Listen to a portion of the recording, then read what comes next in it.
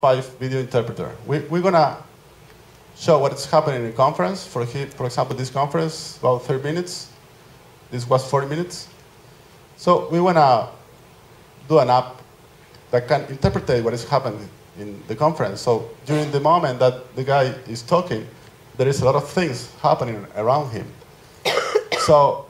But it's difficult to watch that. So why don't we put interpretation on the side, and we do that Twitter online in real time, and that's HTML5, so it's a very, very easy way to do that.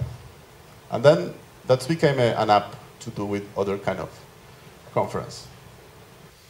But this is the most important thing that I want to talk about. It's mapa76.info.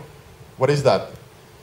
We have a big problem with the trials of the Argentine military dictatorship. We have trials around the country right now, 30 years after the coup.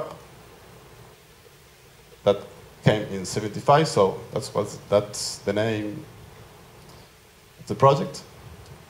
30,000 disappear, or maybe a little less.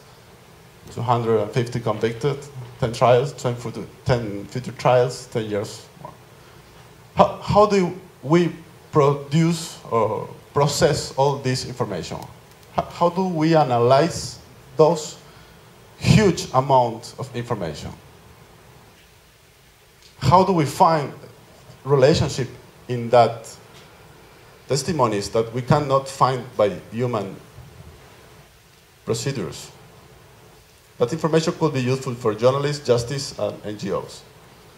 So it's a fact of 4 things, basically: people, organizations, places, and timeline, or time. So those are the 4 facts that we want to solve.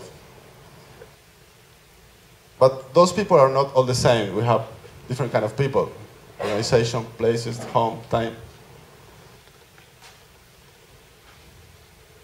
And we have a lot of sources to the same stuff. No? We have judgments, fundamentals, allegations, articles.